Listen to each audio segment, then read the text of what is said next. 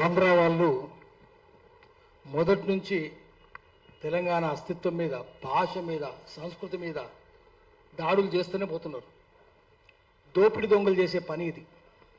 British వాళ్ళు వచ్చి దేశాన్ని దోచుకున్నప్పుడు, అంతకంటే ముందు ఫ్రెంచ్ వాళ్ళు, పోర్చుగీస్ వాళ్ళు దోచుకున్నప్పుడు మీ దగ్గర ఏముంది, దరిద్రం ఉందని చెప్పేవాళ్ళు. మీ దగ్గర ఏమున్నాయి, కులాలు ఉన్నాయి, మతం సరిగ్గా లేదు, సంస్కృతి లేదు, విద్య లేదు అని చెప్పి మాది గొప్పది, మీది తక్కువది అని చెప్తారు. దీన్ని ముందు థాట్ పోలీసింగ్ అంటారు. మన ఆలోచనలు మళ్ళిస్తారు. మా క్రైస్తవ మతం చాలా గొప్పది, మీ మతం చాలా పనికిరాంది అని చెప్తారు. అదేవిధంగా మీ సంస్కృతి ఏం లేదని చెప్తారు. దాన్ని కల్చరల్ పోలీసింగ్ అంటారు, థాట్ పోలీసింగ్ చేస్తారు, లాంగ్వేజ్ పోలీసింగ్ చేస్తారు. మీదేం భాషనే, పనికిరాని భాష, ఇది లాంగ్వేజ్ పోలీసింగ్. పెత్తనం చేస్తారు వాళ్ళు భాష మీద, సంస్కృతి మీద. సిద్ధారెడ్డి గారు రావాలి, పైకి రావాలి. భాష మీద, సంస్కృతి మీద, మతం మీద పెత్తనం చేస్తూనే ఉంటారు. ఇప్పుడు ఆంధ్ర వాళ్ళది కూడా అదే అయింది. దీనికి మన తెలంగాణ వాళ్ళు కూడా కొంతమంది తోడ్పడుతున్నారు. ఎందుకంటే మన వాళ్ళు చాలా కాలం బానిసత్వంలో మునిగారు. తెలంగాణ వాళ్ళు 56 నుంచి, అంతకంటే ముందు కాదు కానీ 56 నుంచి. ఎందుకంటే ఎందుకు తెలంగాణ ఉద్యమం మనం అడిగినామంటే, తెలంగాణ ఉద్యమం ఎందుకు వచ్చింది, తెలంగాణ ప్రత్యేక రాష్ట్రం ఎందుకు కావాలని కోరినాము, ఆ తెలంగాణ రాష్ట్రం వచ్చిందా, ఇప్పుడు వచ్చిందా? నాకైతే వచ్చింది అనిపిస్తలేదు. ఇంకా తెలంగాణ రాలేదు, తెలంగాణ రావాలి. వచ్చిందనుకోవడం భ్రమ.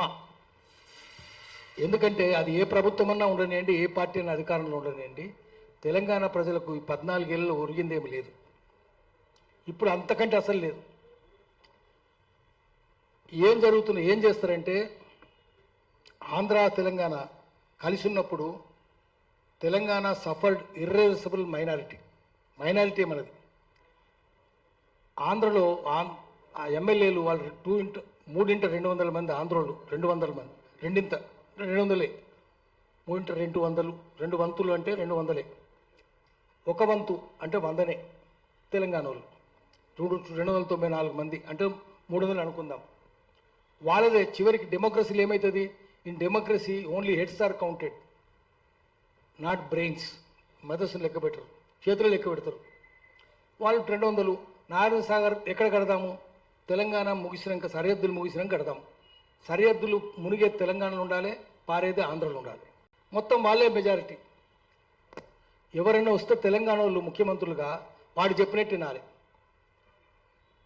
పివి నరసింహారావు దేశంలో మైనారిటీ ప్రభుత్వాన్ని 5 ఏళ్ళు నడిపిండు, కానీ ఇక్కడ మెజారిటీ ప్రభుత్వాన్ని 6 నెలలు నడపలేకపోయిండు, దించి పారేసిండు. చెన్నారెడ్డి 2 సార్లు దించేసిండు, 2 సార్లు గెలిపించిన. అంజయ్య మహామానవతావాది, ఆయన దించి పారేసిండు. ఇక అంతా వాళ్ళే ఉంటారు. కాబట్టి మన ఎమ్మెల్యేలంతా వాళ్ళకి బానిసలై ఉంటారు. పదవి ఇచ్చేది వాడే, పైసలు ఇచ్చేది వాడే, ప్రాజెక్టులు ఇచ్చేది వాడే. కాబట్టి వాడిని చేతుల బానిసలై ఉన్నారు. ఇప్పుడు కూడా అదే మనస్తత్వం కొనసాగుతున్నది. తెలంగాణ వచ్చినాక కూడా మన ముఖ్యమంత్రి కూడా అట్లనే ఉన్నాడు. ఏం తేడా ఉంది? నిన్నటి దాకా లాస్ట్ ఇయర్ రేవంత్ రెడ్డి ముందు కేసీఆర్ ఋషిలాగా కనిపించాడు. ఈ ఏడాది మహా ఋషిలాగా కనిపిస్తున్నాడు. ఆయన ఏం ఎదుగుతలేడు, కానీ ఈయన తగ్గిపోతున్నాడు. ఈయన దీన్ని ఎంకరేజ్ చేయదు కదా. ఎందుకు ఎంకరేజ్ చేస్తున్నాడు? తప్పుని తప్పనాలి కదా. పవన్ కళ్యాణ్ వచ్చి మన అందరూ హెచ్చరించిపోతాడా? ఏం చేస్తున్నాడు రేవంత్ రెడ్డి?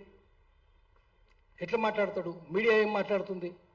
ఇక్కడ ప్రధాన స్రవంతి మీడియా అంతా వాళ్ళదే కదా, ఇప్పటికి వాళ్ళదే కదా, సినిమాలన్నీ వాళ్ళే కదా, వ్యాపారాలన్నీ వాళ్ళే కదా, కంపెనీలన్నీ వాళ్ళే కదా, ఇప్పటికి వాళ్ళే.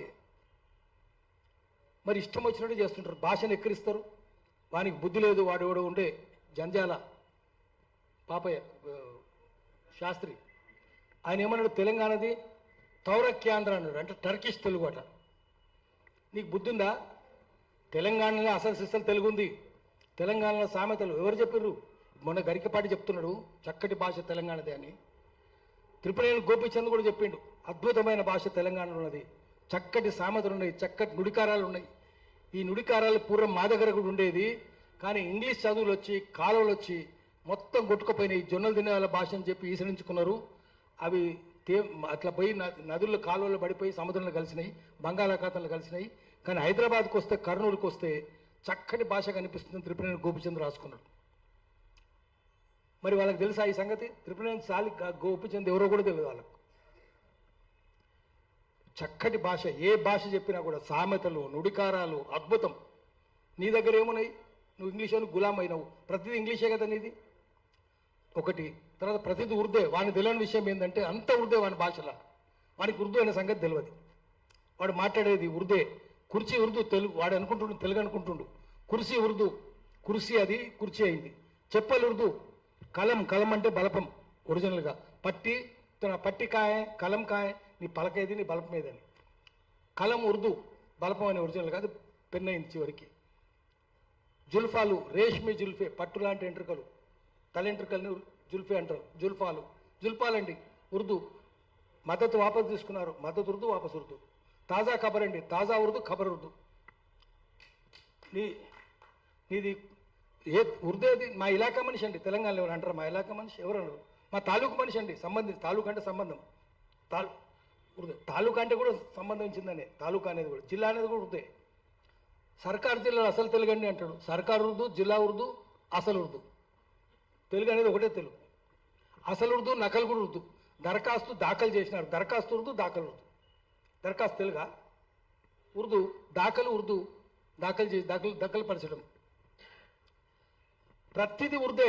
వాడికి తెలియదు. నేను ఎప్పుడు చెప్తుంటా, మీకు ఉర్దూ అని తెలియదు, మీకు తెలియదనే సంగతి కూడా మీకు తెలియదు. ఏం తెలుస్తుంది దానికి? బావిలో కప్పలు కదా వాళ్ళు. పత్రికల్లో కూడా తప్పుడు వస్తుంటాయి. తెలంగాణలో రథం వస్తుంటే రథం అంటారు, ఆంధ్రాలో ఏమంటారు? రథం. రథమా అది? రథమా? రథం అది. పొట్టల చుక్క గూటెన్బర్గ్ తయారు చేసినప్పుడు ఆ లెటర్స్ కంపోజ్ చేయడం, ఫౌండరీ పట్టిక తయారు చేసి తయారు చేద్దురు. గూటెన్బర్గ్ జర్మనీ అని కనిపెట్టాడు. దాంట్లో చుక్క రాదు, కడుపులో చుక్క రాదు. కంఠం ఉందనుకోండి, కడుపులో చుక్క రావాలి.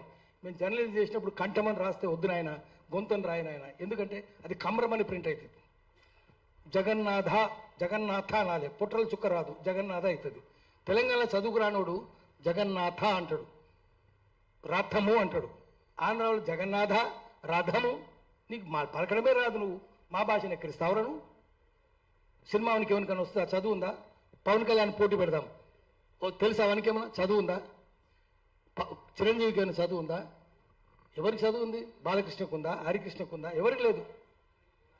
మీరు మా భాషను తప్పంటారా? చదువు లేదు, శీలం లేదు, సంస్కారం లేదు, ప్రపంచం తెలియదు. బావిలో కప్పలు మీరు. ఆడు ఎంత బావిలో కప్ప అంటే ఆడు పోయిన చోటుకల్లా బావిని ఎంటర్ తీసుకుపోతాడు. అటువంటి వాళ్ళు తెలంగాణ భాషను ఎక్కడిస్తారా? ఈసడిస్తారా? అందుకని ఇప్పుడు మనం చూపించాలి. ఈ సినిమా ఇడుపు కాగితం ఇష్టం వచ్చినట్టు మాట్లాడుతుంది. విడివిడిగా ఉండవు, ఇడిచిపెట్టుడు. కాగితం మీద రాసుకొని ఇడిచిపెడతారు. తెలంగాణలో సామెత పెళ్లి పెటాకులు, వియ్యం విడాకులు. నువ్వు రాకక్క వస్తే పెళ్లి పెడాకులు అవుతుంది, వియ్యం విడాకులు అవుతుంది. ఎంత చక్కటి సామెత. విడాకులు అంటే విడివిడి కూర్చుంటారు. విడిపోయేటప్పుడు కలిసి పెళ్లి చేసేటప్పుడు ఏమో పక్క పక్కన కూర్చొని తింటారు వధు వరుడు.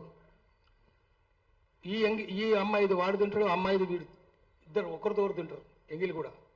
విడిపోయేటప్పుడు దూరం అటు కూర్చుంటారు, ఎడముఖం పెడముఖం, దూరం కూర్చుంటారు, కలవరు.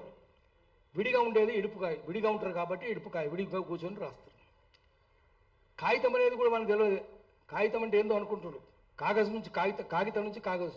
కాగితం కూడా కాగజ్, హిందీలో కాగజ్, అది కాగితం అయింది. కాగితం కూడా ఉర్దే కదా, వాళ్ళకి తెలుసా కాగితం ఉర్దే అనే సంగతి? కాగజ్ అనే మాట తెలుసా? కోరా కాగజ్ తాయే దిల్ మేరా అంటే ఏ అక్షరం రాయని తెల్ల కాగితం అని. తెల్ల కాగితం అనేది కూడా ఉర్దే, కాగితం ఉర్దే. ఇది ఉర్దూ అనే సంగతి తెలియదు. మాది ఉర్దూ అంటాడు. జంజాల పాపయ్య శాస్త్రి బాయిల కప్ప కదా, ఆయనకేం తెలుసు? వీళ్ళు కూడా అంతే కదా. ఎటువంటి డైలాగులు రాసినా తెలంగాణలో ఎక్కిరించుకుంటా. నన్ను కూడా ఎక్కిరించిండ్రు నా పేరుతోటి. నా పేరు యాదగిరి, మా ఊరు భువనగిరి, నా పని దాదాగిరి అంటాడు. ఇటువంటి డైలాగులు రాసిరి. దాదాగిరి అనేది కూడా ఉర్దే. పైల్వాన్గిరి ఉర్దే. పైల్వాన్ అంటాడు ఉర్దే. ఉస్తాద్ అంటాడు. ఉస్తాద్ అంటే గురువు. ఉస్తాద్ అంటే గురువు. ఉస్తాద్ అంటే కూడా ఉర్దే.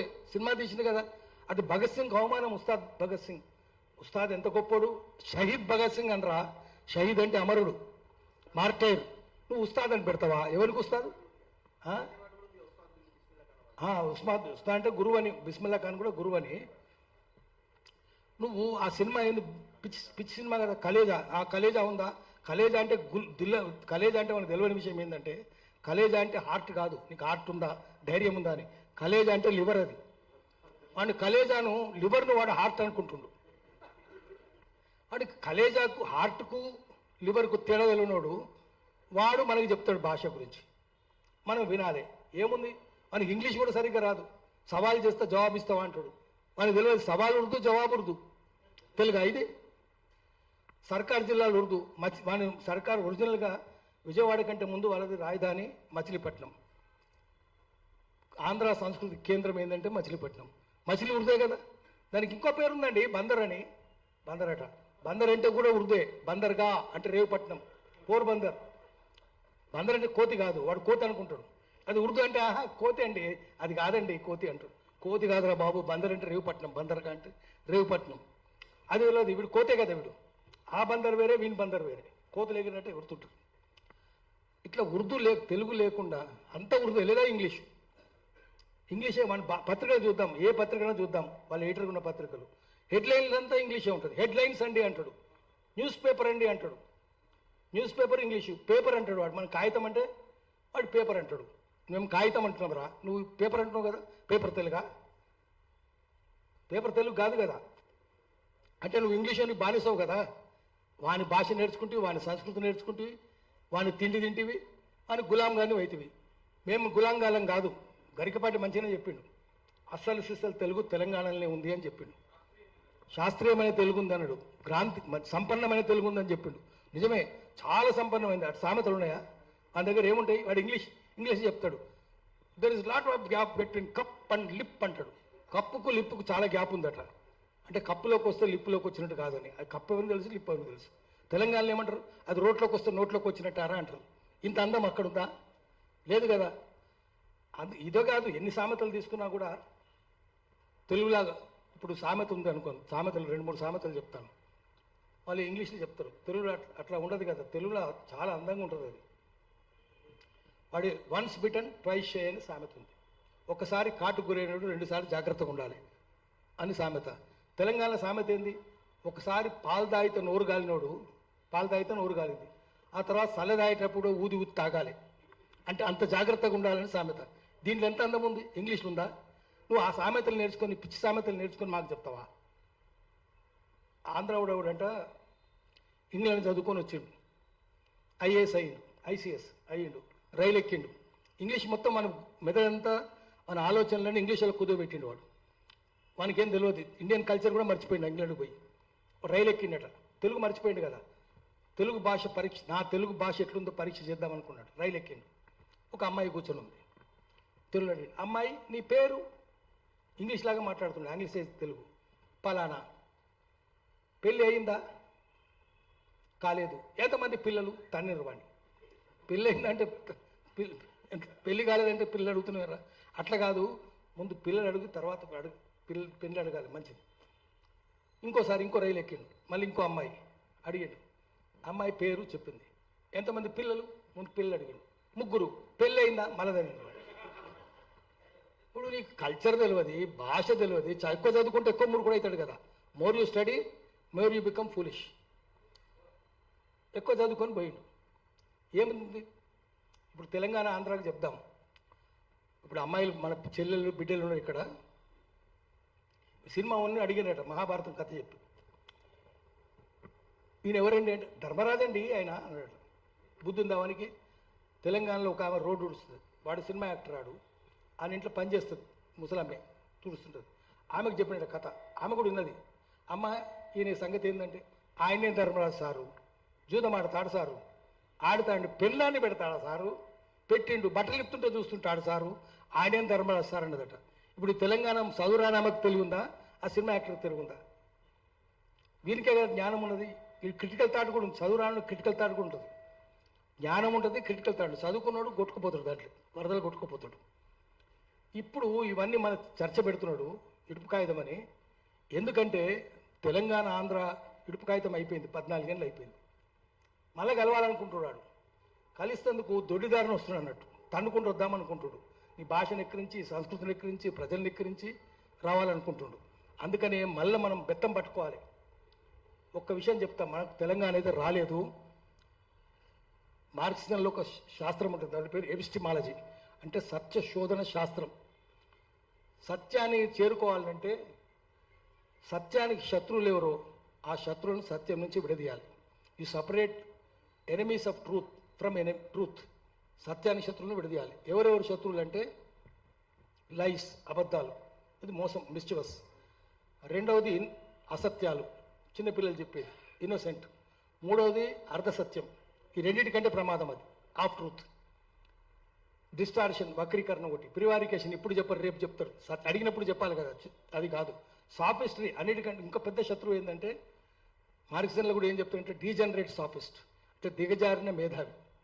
సాఫిస్ట్ అంటే మేధావి, SOPHAST, మేధావి. అది కూడా శత్రువే, సత్యానికి శత్రువు. వాడిని సత్యాన్ని, నిజాన్ని అబద్ధమని నమ్మిస్తాడు, అబద్ధాన్ని నిజమని నమ్మిస్తాడు. కాబట్టి సాఫిస్ట్ కూడా దొంగనే. అన్నిటికంటే పెద్ద శత్రువు, వరస్ట్ ఎనిమీ ఆఫ్ ట్రూత్ ఏంటంటే fact. Fact is the worst enemy of truth. వాస్తవం ఏంది, సత్యం ఏంది? ఆయన సైకిల్ తొక్కుతున్నాడు, వాస్తవం అంటే చెప్తా. సైకిల్ తొక్కుతున్నాడు, తొక్కుతున్నాడు. కాళ్ళు ఆడుతున్నాయి, పెడలు తిరుగుతుంది, చైన్ తిరుగుతుంది, చక్రం తిరుగుతుంది. దమ్ము తీస్తుండా, రొప్పుతున్నాడండి, చెమట పడుతుందండి. ఇదంతా వాస్తవమే కానీ సత్యం కాదు. ఎందుకంటే వాడు స్టాండర్డ్ సైకిల్ తొక్కుతున్నాడు. అది ఫ్యాక్ట్ వేరు, ట్రూత్ వేరు. నడుస్తున్నాడు, ట్రెడ్మిల్ మీద నడుస్తుండు, ఎక్కడ పోతాడు? ఇప్పుడు తెలంగాణ వచ్చింది అనేది కూడా ఫ్యాక్టే కానీ ట్రూత్ కాదు. కాబట్టి మళ్ళీ మనం తెలంగాణ తెచ్చుకోవాలంటే తెలంగాణ ద్రోహులు ముందు మన ఇంట్లోనే ఉంటారు, బయట ఉండరు. దొంగలకు సద్దులు మోసే లంగలు పంచమాంగ దళం అంటారు, అంటే మన దగ్గర ఉంటారు, శత్రువులకు సహకరిస్తారు. ఆ పంచమాంగ దళాన్ని గుర్తుపట్టాలి, ఏరాలి, ఒక్కరొకరు తీసుకొని బడత తీసుకొని పొట్టు కొట్టాలి. మళ్ళీ తెలంగాణ ఉద్యమం రావాలి. ముందు మన ఇంటి దొంగల పని పట్టాలి, తర్వాత బయట పడతాం. ఈ దొంగలు వస్తున్నారంటే, ఈ ఇరుపు కాగితం మాట్లాడుతున్నారంటే, చిరంజీవి లాంటి వాడు మాట్లాడుతున్నాడు, పవన్ కళ్యాణ్ మాట్లాడుతున్నాడు, దొంగలందరూ మాట్లాడుతున్నారంటే మన ఇంటి దొంగలను మద్దతు చూసుకొని చేస్తున్నారు. అందుకని ముందు ఇంటి దొంగలను భరతం పడదాం, మనం గ్రహిద్దాం, భరతం పడదాం. అప్పుడు అసలు తెలంగాణ వస్తుంది. ప్రజా తెలంగాణ కోసం, ప్రజాస్వామిక తెలంగాణ కోసం అందరం కలిసి ఉమ్మడిగా పోరాటం చేద్దాము. అప్పుడు ప్రజల రాజ్యం వస్తుంది.